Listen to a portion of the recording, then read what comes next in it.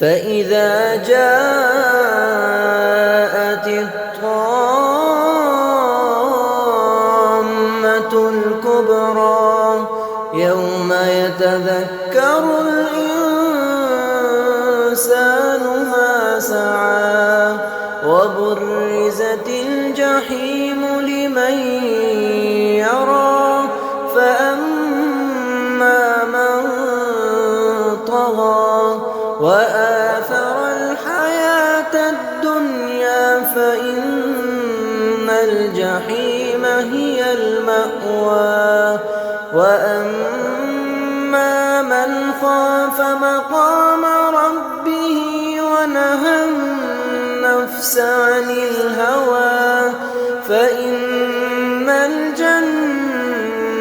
هي المأوى يسألونك عن الساعة أيان مرساها فيم أنت من ذكراها إلى ربك منتهاها إنما أنت منذر من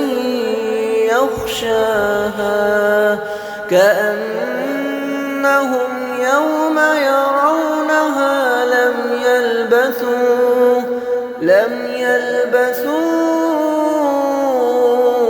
إلا عشية